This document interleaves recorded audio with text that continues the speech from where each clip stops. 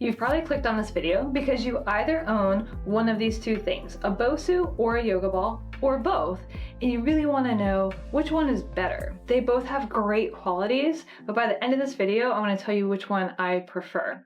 First, make sure to like this video because that way we can make more content like this and we can grow our channel. All right, now, moving forward, if we think about the yoga ball and what the benefits of the yoga ball are, it's going to include working out with an unstable surface, which means when the ball is underneath you, you are having to stabilize your body, which is you using a lot of small muscles while you're also then going to be using your bigger muscles to do whatever movement you're trying to do.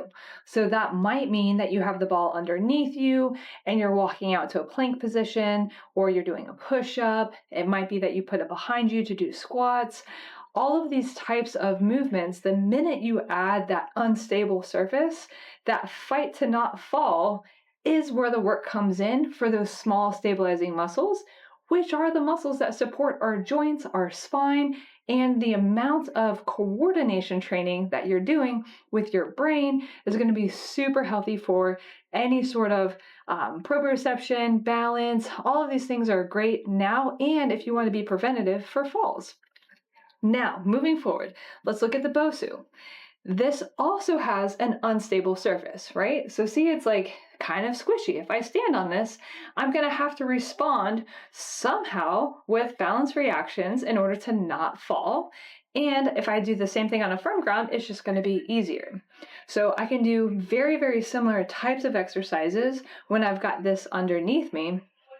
And if I flip this over, it's going to completely change the type of exercise I can do.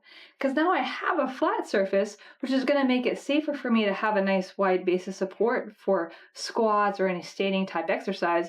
But because it's going to move underneath me, now I'm really going to have to work on how am I going to stabilize. So what kind of signal am I sending from my brain to coordinate all of this extra activity that I wouldn't have to do that much work if I was doing the same exact exercise standing on a firm ground.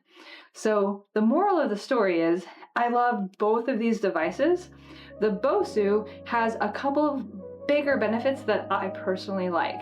I like that I can flip it over and use it in two different ways. I also like that storage-wise, I can tuck this underneath the bed a little bit easier than this, so I can get it out of the way a little bit faster. So that's going to be like my main takeaway of like if you're going to like put one a little bit over the other or invest in only one piece of equipment, then this is usually what I'm going to have in my backyard. I pull this out before I pull this out. So if I'm only going to pull out one piece of equipment. All right, everybody. Make sure to check out our courses. We have all sorts of information to be able to master how to use this one piece of equipment. We have all sorts of information in our master courses of how to master using the yoga ball. So you can really be very effective with pieces of equipment and how you can do full body workouts, grow with them, start at a beginner level, get up to an advanced level, or start wherever you are and progress whatever the goals are that you'd like to progress.